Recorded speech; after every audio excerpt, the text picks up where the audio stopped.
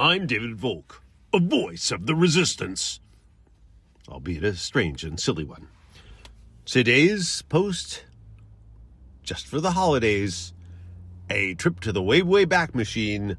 Let's all travel the Samuel Alito way, where everything's free if nobody's claimed it. Not too long ago, Supreme Court Justice Samuel Alito justified his accepting the equivalent of a $1,000 seat on a private charter jet heading to Alaska worth thousands of dollars for free.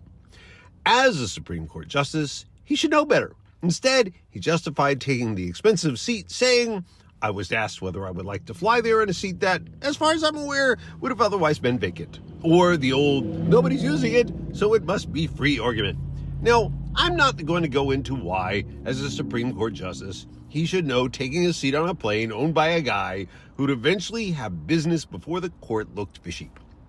Instead, because he's a justice, I'm going to consider his interpretation of the law of the land until the Supreme Court decides otherwise, and what it means for the rest of us.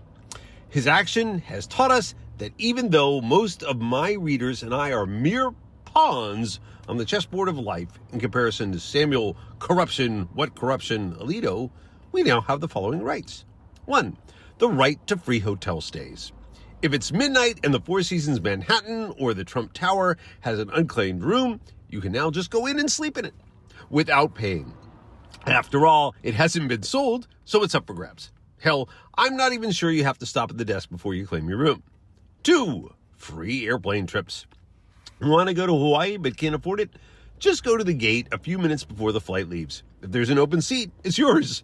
Heck, why stop at Hawaii? Why not aim for Paris or Barcelona? Or if you're a MAGA supporter and want a glimpse of the logical conclusion of Trump's MAGA policies, Moscow. Good luck getting a free seat back, though. Apparently, other countries have laws that cover this sort of thing. 3. Free food. If it's on a grocery store shelf and it's about to expire, you can just take it. After all, no one's eating it. And while we're on the subject, 4. Free restaurant food. Restaurants are left with so much food at the end of the day that no one's eating. Or no one's eaten.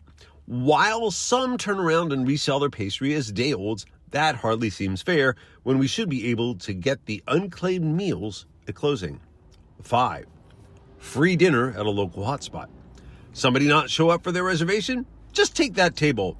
Getting served may be tricky, though, and eventually some greedy restaurant owner will find a way to separate seating from actual eating. Until then, under Alito's vision, you can have whatever's left. 6.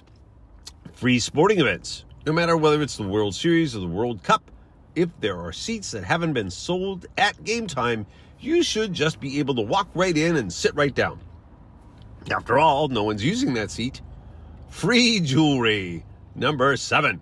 If it's out of style and nobody wants it, you should just be able to get that engagement ring you've been eyeing for your fiancé, especially if it's an unsold Ivana Trump piece of jewelry. Or is it Ivanka? I can never remember. And finally, 8. Free cruises. Empty cabin? Color me gone. And there's so much food. I'm sure they wouldn't mind an extra mouth to feed. Bon voyage. I've been David Volk, a voice of the resistance.